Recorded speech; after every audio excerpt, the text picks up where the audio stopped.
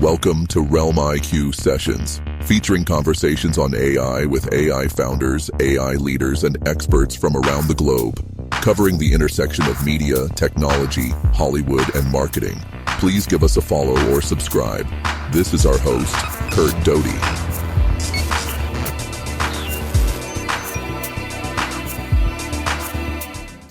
Hello newbies, hello my AI buddies. We talk about AI and film a lot here. Maybe it's my connections in history, or maybe it's because I'm a film buff. I don't know. But I know the craft and wonder where it's all going. In this podcast, we bring to the stage various AI leaders from around the world who are leading this charge to transform Hollywood to try to understand this better. Let's get into it.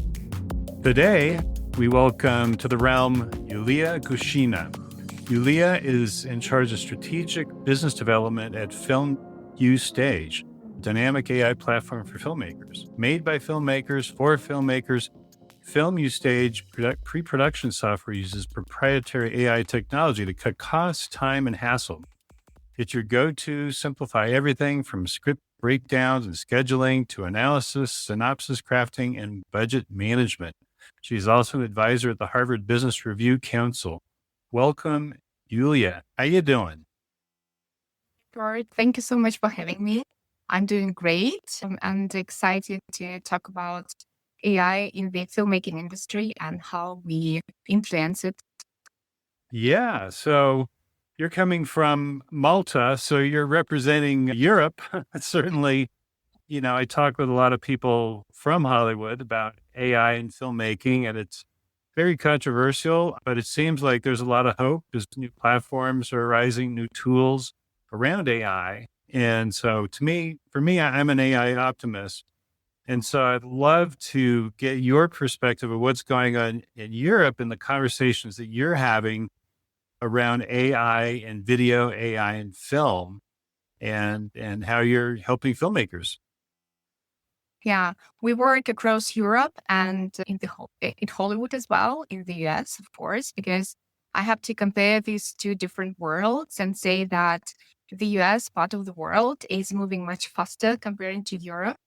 And studios are quite open to adopt AI if they see a real value for it, if it cuts costs or speeds up some of the workflows. However, I see a very solid try first and then adopt later mindset on the studio level of the US studios, because they want to try first and then see whether it works for them on the real projects. In Europe, it's a bit different. Europe moves a bit slower, but more thoughtful. So I can call it maybe smarter. We can talk about the European Union AI Act, which set very solid boundaries around privacy and consent and the way we use the data of our users. So both of the worlds are moving towards AI adoption. However, they do it in two different ways. And Europe is moving towards adoption. However, it goes, into a profound step-by-step way. So it's slower than Hollywood. Hollywood's been slow to adapt or adopt, and that's been over 2.5 years now. And you're saying Europe, in this really category of AI and video and AI and film, is slower than Hollywood.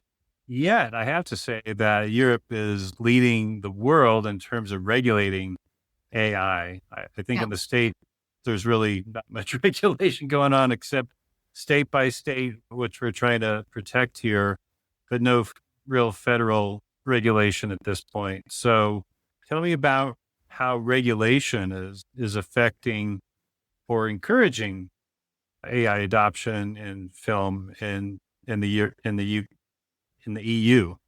Mm-hmm. Yeah, of course. That's a very good question. It makes our work a bit harder for the reason that it takes a longer time to close a deal with the customer, because we need to sign literally 150 pages contract before we set any trials or POC with any customer in the UE, especially in the UK. And however, on the other side, I have to say that it makes it's like a marathon. We have to move through this. And the adoption will not be so sustainable without such boundaries and regulations that the EU government is setting up now. We're also taking part in this. We go through a lot of questionnaires and interviews from the government. So hopefully they hear us, and in the way how they try to provide us with different guidelines, how to act, how to store data. From one side, it helps us because we know. So this is a big no-no. We cannot do this. And this is the way how we have to do so. From one side, it gives us a lot of green lights. From another side, it still slows down the process a lot. Well, I think that's very interesting. The fact that your contracts are so long because they are likely drafted with AI policies in mind, which means you as a company have to have your AI policy defined. And then your clients need to agree to that, or vice versa. Your clients have an AI policy that you have to agree to. Which is it? Is it going both ways, or are both entities aware as they go into these projects? Yeah. Filmustage is a startup. We are a rather small company, just 12 people in-house, and we usually adopt when we see a very straightforward AI regulation from our company, from the companies we work with. And since we move fast, we're very flexible as a company. I can compare because I used to work for a huge corporation previously, and that's a great plus for business development. We adopt and we can follow all the regulations that the studios set up. What's more important, indie filmmakers, those guys, they're driving the adoptions. They can close their eyes sometimes on some things that they don't really understand. They want to see the results. They don't have a lot of money. They have brilliant ideas and they want to get a result. They want to go through the process as soon as possible to get the budgets done, to get the pitching documents, coverages in the best way so that they stand out. And we rely a lot on indie filmmakers in that. Okay, so I think it's great that the EU or the government is actually contacting you and giving you guidelines and checking in. This is something that's completely foreign in the United States. It's the Wild West. And so it's very interesting that as you're developing your policies and your contracts, that the government is weighing in and making recommendations, not really looking over your shoulder, but being that helpful partner, so to speak, to enable AI adoption. Is that correct? You mean the government or setting out the guidelines? Yeah, the EU, whoever's enforcing or advising you on regulations is helping you in ways that we don't have that in the States, right? And speaking about the company I work for, Filmustage, the core technology was developed in-house. We started the business 5 years ago when, let's say, the AI hype was just, in the very, very beginning. So everyone started talking about AI when OpenAI developed their ChatGPT. So it was, 2 years ago. So we started way earlier. So it's easier for us to call the government as friends because we can influence the technology because it's under our hands. Speaking about startups who are building something on top of OpenAI technology or Google technology or you name it, it can be a bit trickier to do business in Europe because they need to, call OpenAI or Google, which is not an easy task to change anything in the way APIs work. Okay, they don't collect your data. However, what if you would like to set up more things to control? That's a big question. So for us, I can call them friends. In America, you call friends are like people we can say that they are our well-known guys. Yeah. Advisor. Honest, yeah. That's interesting. Okay, so you mentioned independent filmmakers leading the way in terms of AI adoption because they are stressed by budgets or challenged and look to AI to solve their production and post-production problems. which is, I believe indie is going to lead the way in this. And even in documentaries, I think there's ways to use AI in documentaries with historical recreations and stuff like that, not to really alter the facts or anything, but help support the storytelling when you don't have footage of Henry VIII, right? And some story about, kings and queens from 500 years ago. So I could say, what did that look like? Well, let AI figure it out based on some reference. How are you working with indie filmmakers, and can we expect to see any films coming out that use your platform or tools to help filmmakers? We work with a lot of indie filmmakers. They usually self-serviced customers. So basically log into the account and upgrade subscriptions if needed. So we rarely see them face to face, comparing to studios whom we have to talk a lot and close deals only face to face communications. However, we stay in touch with a lot of users in order to build a platform for filmmakers, because you need to collect a lot of data. If you haven't talked to your customer today, well, think about the productivity of that day. And indie filmmakers are people who never sleep. They always reach out to us at night, early mornings, and they want to get results. They ask a lot of questions. They like to educate themselves. They want to learn. Recently, I had 2 trainings with 2 groups of indie filmmakers. And the way they were asking me questions, I saw the real interest in their eyes. They wanted to get to know what's behind different tools that are inside Filmustage. And I have to say that we are not replacing. Well, some of the jobs will be, changed. There is no sugar covering here. However, you need to learn the completely new process. You're enabled with AI tools, so you have to know how to use this superpower. It can be uncomfortable at times. However, you need to learn it. And the way they are asking, they really want to get hands-on experience. Studios are also okay, but they're a bit they don't really worry about the speed and the process that much comparing to the indie filmmakers. So we work with both, but indie filmmakers are making this revolution, that's for sure. Well, yeah, it's production companies that make films. The studios don't make the films. They fund it and get it, right? And is your platform helping studios in that way at all in terms of AI? Studios are using Filmustage into different ways. Studio executives, the creative part of the things, they want to get raw data as soon as possible. So they put a script into Filmustage, get AI to read it through and generate full script breakdown. Then using that breakdown data, they want to get production schedule. They can customize it according to the real data they can input. So they feed this data and then the system regenerates production schedule for them. And they also can use AI to generate budgeting. So 5 minutes, make maximum 10. They can get raw data about a project. So they can scheme and look through 50 projects per day. And that saves a lot of time. They don't need to get professional details to details breakdown and budgeting. They want to get this raw data before thinking where they need to go to Movie Magic and recalculate everything to get it to compare with the real world. That's how they get the fast result on stage. They love it. From another side, they also own a lot of production companies and the studios, right? And they want the production companies to use Filmustage once they decide, okay, 1 out of 10 projects are going to production.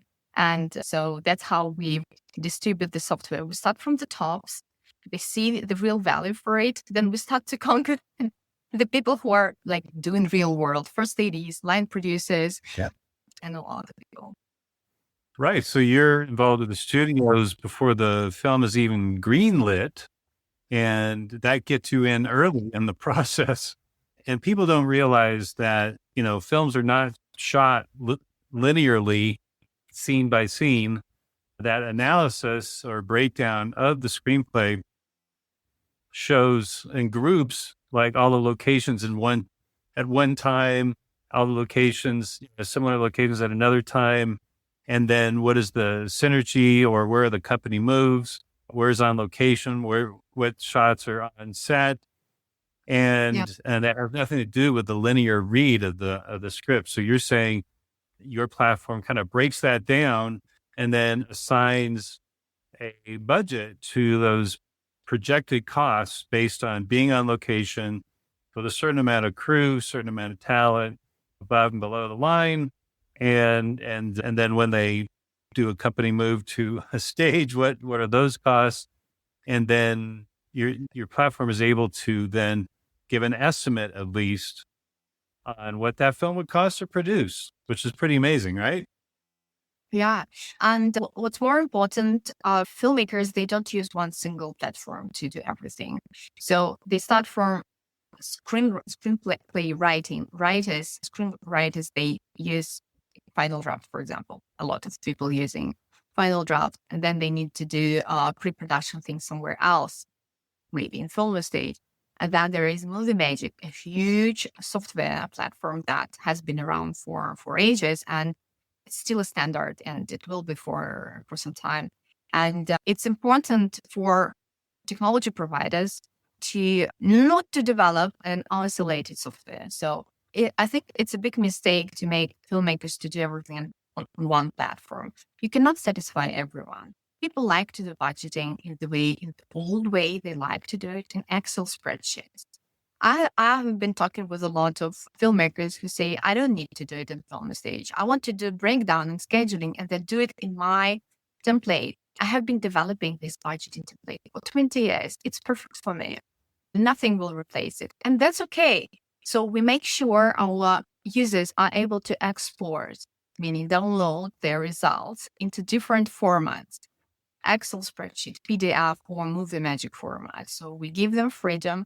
They can limit themselves to script breakdown and scheduling only, maybe call sheets, and then they would like to do budgeting or scheduling as well in Movie Magic. That's also like, okay, of course we want everyone to stay in Filmustage and do step-by-step pre-production here. However, that's totally okay. And we develop integrations with our partners. We are big friends with Final Draft, and they help us a lot to build this bridge between Final Draft and Filmustage. So, yeah, technology does not have to compete. They have to build compatible environments. Yes. So it enables. Yeah. Interoperability is the word. And that's very important. And it's always been a challenge. And it seems like you're solving that problem. I look at it through the lens of integration and aggregation, right? Because there are these, tried and proven platforms out there. People don't necessarily want to leave them or abandon them, but they want to integrate with whatever new features that you have. And so you're enabling that, you're allowing that, you're saying, yes, we need to embrace all these other platforms. And why not? Why shouldn't there be crosstalk and integration? Because you're not trying to, well, I'm not speaking for you, but you're not trying to dominate the world. You're trying to be useful and practical based on real problems that filmmakers and producers have in terms of time and effort to create a budget, let alone break down a script and then, produce a movie. Yeah. Cool. So based on that, you're working with indie filmmakers, you're working with studios, you have this interoperable platform that is enabling speed and highly functional features that are extremely relevant to the filmmaking community. What do you see the future in film? Not only just AI in film, but the future of film, because, it's been going through some things coming out of COVID, box office, reduced budgets. Do you see a proliferation of films that are powered through AI as a tool set? Or are you seeing smaller budgets? I mean, either one of those scenarios, your tool is still being able to help filmmakers and studios. What's the future here? And now we're going to take a little break. Visla is a great AI tool. I use it every day. It is the faster, easier, and better way to record your screens and make content. Get a discount by entering Curt15. Go to visla.us or scan the QR code. Speechify is a really cool app. It is an AI voice generator. It does AI voice dubbing and AI voice cloning. Go to speechify.com or scan the QR code. Strikingly is the most loved website and e-commerce builder by entrepreneurs. It is easy to use, and they have launched 12 plus million websites and online stores and counting. Go to strikingly.com or scan the QR code. And we're back. Well, no one knows. However, I can see that, speaking about AI films, for example. So some people say that AI kills the human touch in filmmaking. However, I think that AI films in the future will not be made by machines, but it will be the machines who help the process and enrich the process, and the human touch will stay there as always. Because we are, when we want to watch a movie, we are craving emotions, and we are craving some real connection, and that's something that stays only with humans. Speaking about AI as a replacement for filmmakers, I personally think that AI has always to sit on a passenger seat. It's a co-pilot. It's not a director, and never let it be on your place. Sometimes I like to compare like the AI as a technology with the teenager. So it's still a kid. It's not a very it's not an adult. But this teenager feels as he's an adult. He can misbehave. He can be unpredictable, unreliable. However, we are, as adults, we have to know how to manage it. We have to know how to educate. And usually we educate our kids by our own behavior, by our own example. So it's in our hands. It depends on the government, on the users, and on everyone, on us people, how we let the AI grow. So I hope we will let it grow as a good person. And it's not only AI at the technology which influences the filmmaking. Let's talk about post-production. These guys, they have been always using high tech in their day-to-day dealings. They are on the curve of any breakthrough technology adoption, and cleanup and some different editing work has been done by AI for quite a while. And I believe that we still will be people who enjoy and admire the filmmaking process, and the viewers, they will be still satisfied. Filmmakers will be empowered, and hopefully they will learn how to use AI much faster comparing to the situation that we see at the moment. Yeah, the challenge is not making faster films, but always making better films.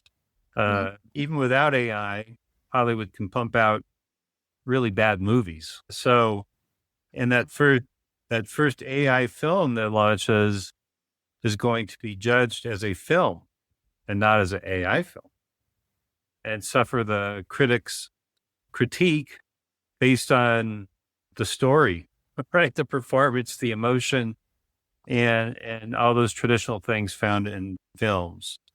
But you mentioned post-production, which I think the post-production community, the visual effects community, is going to go through some changes, and there will be job losses. And so the concern from that community is, what do they do? When you look at a Marvel movie, there's 100 special effects houses, little boutiques that have 50 to 100 people. It's not even a boutique at that point. And so what happens to those companies? Because a lot of these scenes will be generated by AI, establishing shots, the design of spaceships and interiors and green screens. So AI is a tool, I believe, that post-production supervisors, visual effects supervisors, and creatives should be the ones guiding and using this technology, because they know how it's supposed to be used, when it's supposed to be used, and have years or if not decades of experience. And I'm interested in seeing what those people, those professionals do with these tools, not be displaced, but become a superpower within the industry. I think there's that possibility, and that's a positive lens in which to look through this change that's going on. Yeah, I totally agree with you. And we don't have too many VFX supervisors using Filmustage because it's not really made for post-production. However, still, there are VFX supervisors who want to see the script before the production starts. And they may also be part of the budget calculation because, well, you need to decide whether it's going to be on the post-production or on the production side of the things. And I've never heard any hate words from post-production supervisors because they basically used to high tech in their day-to-day dealings in their work, in their daily work. However, line producers and first ADs, sometimes they see scary eyes and they can get nervous when I show how the product works. And okay, that's what I'm doing. Why do you show this to me that someone can replace me? And that's, I always get mixed feelings in that case. And well, AI can replace many jobs, not only in filmmaking, right? So you come to a grocery shop and you never see any shop assistant anymore. And imagine that's like even 5 years or 10 years ago. Well, Europe is a bit slow in technology. So even 5 years ago, we had a lot of shop assistants. Not now. Even now, it's all you do it by yourself. Where are all these people? Maybe they are AI prompt engineers now. So we have also positive things that new jobs evolve. Yeah. Definitely new roles are going to be created and there will be consolidation. But when you talk about budgeting and breakdown, what's interesting is if you do a traditional breakdown on your platform, Filmustage, let's just say post-production and breaks it down in a normal scenario. Can it also do an alternative in special effects as proposing, now, if you did this in AI, this scene could be done in AI and you would have a cost savings of 60%.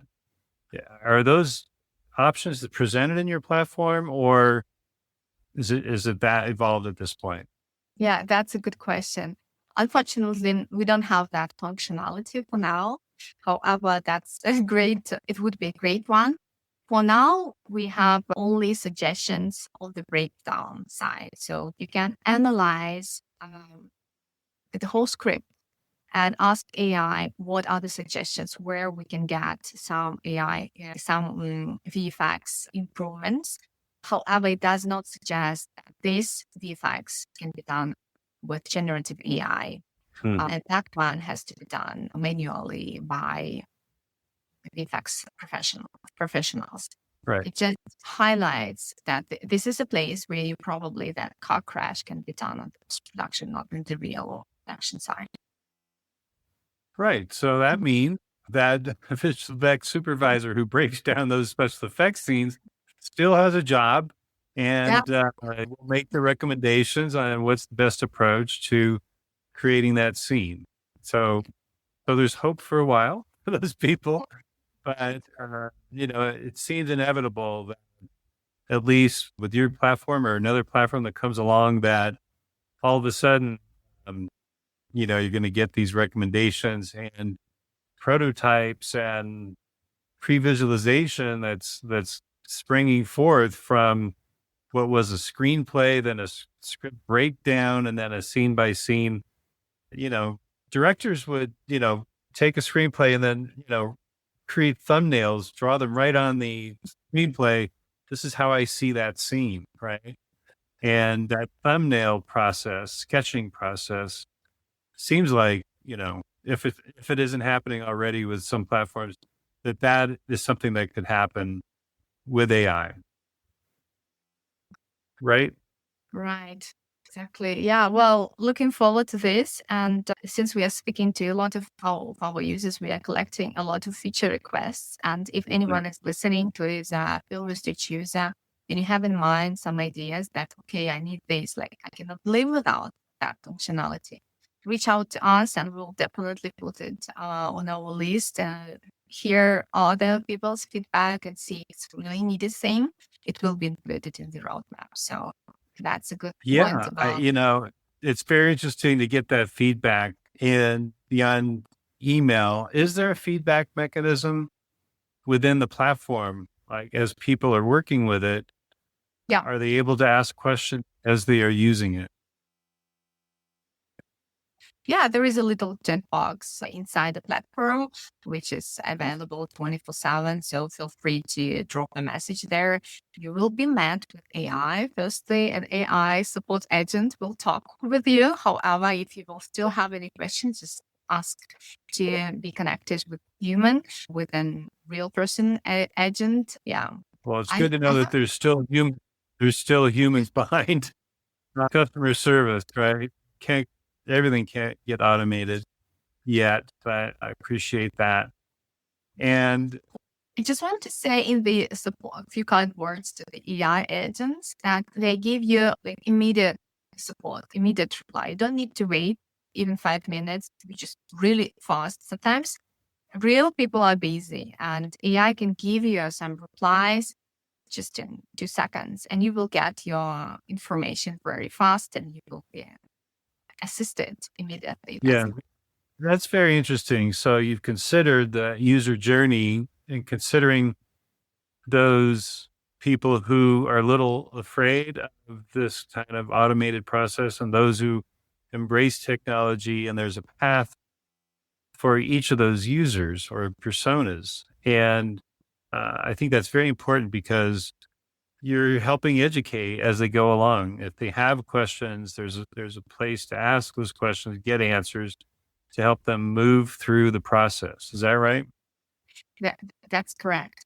And I have seen a lot of questions regarding the way we do, let's call it cleanup after the AI. So the Filmustage works in the following way. You put a script on the platform, so you upload, and then the AI scans it line by line, picking up certain categories, up to 12 categories pre-coded. However, you can create more. And that it's not ideal. Even if you do it by yourself, the breakdown will not be 100% perfect. Give your script to 10 different line producers, you will get 10 different breakdowns, not 100% the same. So you need to do your cleanup. So you start reading the script, not from the script, but from the breakdown. You read the script, learn it while you're doing your breakdown. It's completely different way of doing things.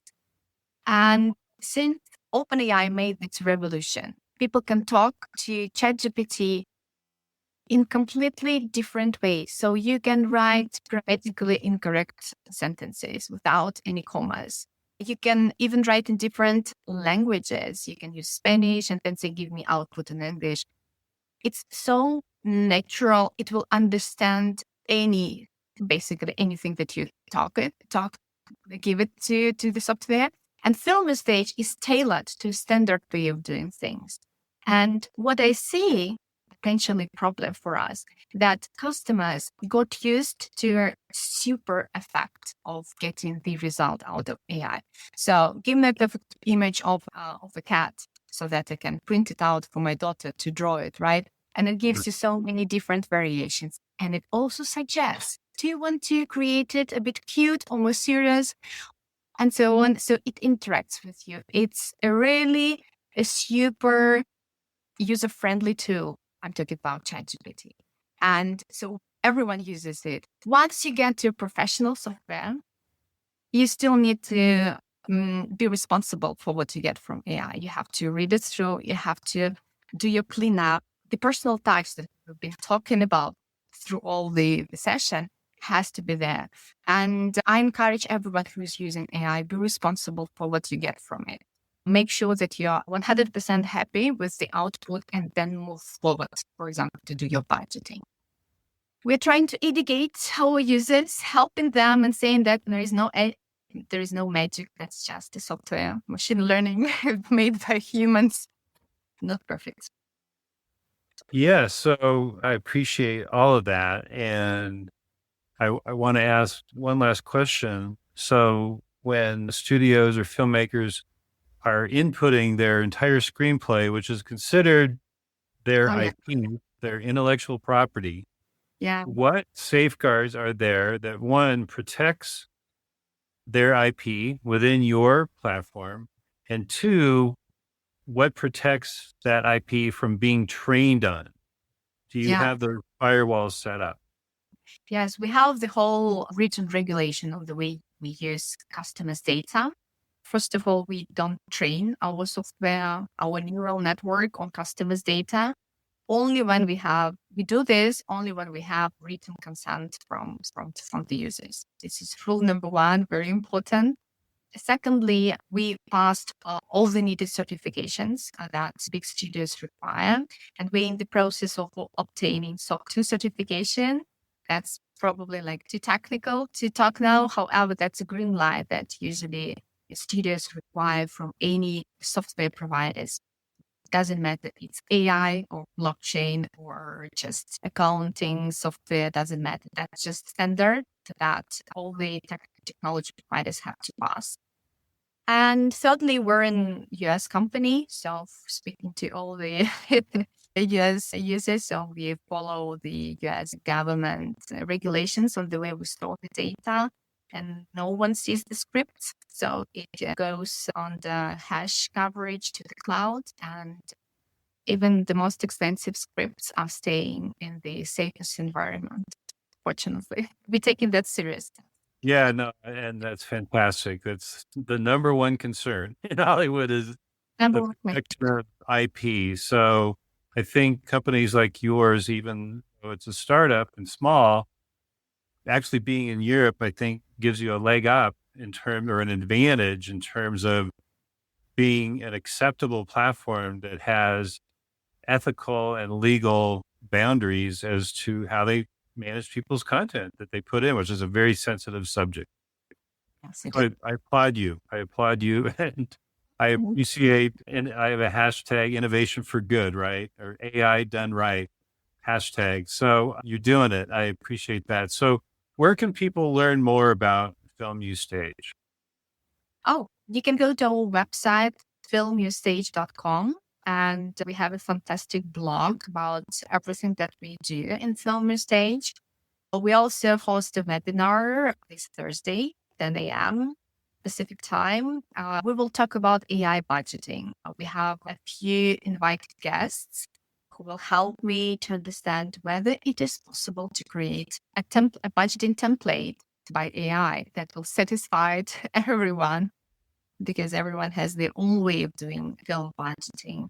And it's going to be a friendly talk and a product demonstration. So if you would like to learn more, or if you're an existing user, you can come and talk to the team, ask your questions.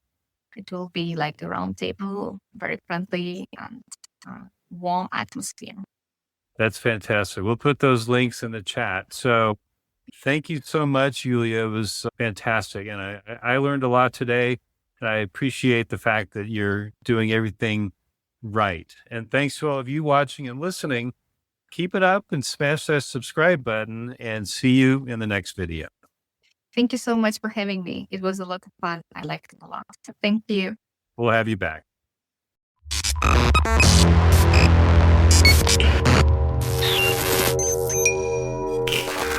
RealmIQ. Transform your business with AI-driven innovation.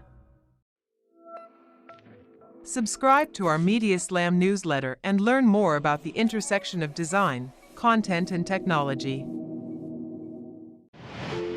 CurtDoty.co. Branding, marketing, and product development.